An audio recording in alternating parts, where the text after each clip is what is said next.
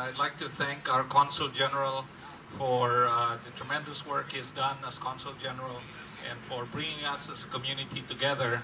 A number of us just came from the Philippine Consulate where we had food and where we celebrated this event.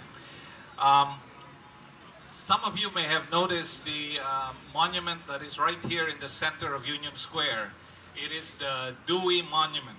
This monument was erected in 1903, and no less than President Theodore Roosevelt came all the way from Washington, D.C. to be present when this monument was inaugurated. And what this monument celebrates was the victory of at that time, Commodore George Dewey in Manila Bay.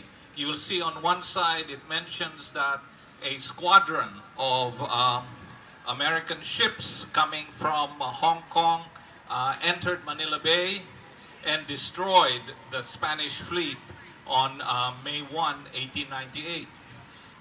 At the same time today, June 12, we are celebrating the 112th anniversary of the Declaration of Philippine Independence.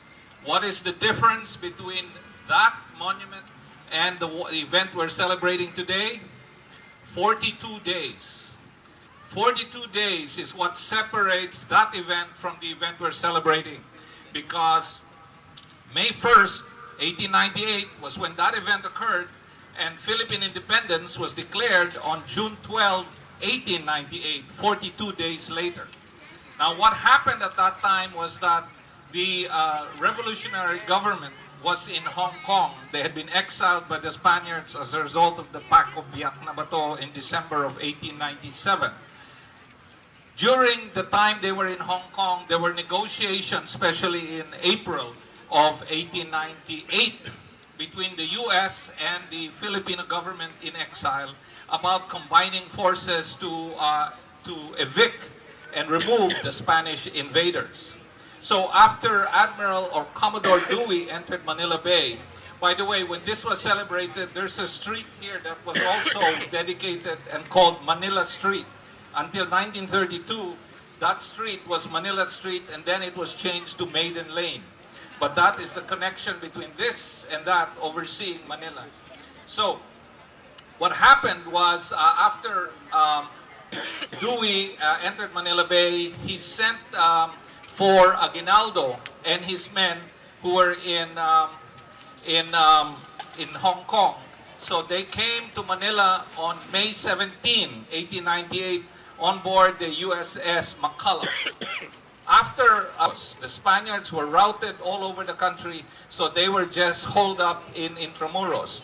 On June 12, President Emilio Aguinaldo declared the independence of the Philippines in Kawit, Cavite, unfurled the Philippine flag that you are waving, and had the Philippine national anthem composed by Julian Felipe played finally for the first time. I was sharing with some earlier that the words of the Philippine national anthem that were sung that day, when it's translated into English by Camilo Osias, there's a particular line which says, do you have that program? Does anyone have the program? I just want to make sure. Yes, can you hand that over to me, please? Thank you. Where it says, ever within thy skies and through thy clouds, and o'er thy hills and seas, do we behold the radiance, feel the throb of glorious liberty. What that was is that after 330 years under Spanish occupation, under the yoke of Spanish colonialism, after 200 revolts against Spain which failed, finally, here was the moment where people could feel the radiance of glorious liberty and the Philippines would become independent. So that was the occasion of June 12. You will see later on that when this monument was done, it was only dedicated to the American victory. It did not give the whole picture of what was happening in the Philippines. And so for the last 5 years, 10 years now, Rudy and Dennis and myself have been working to erect a marker in this monument that will put the context of what happened in a proper historical perspective.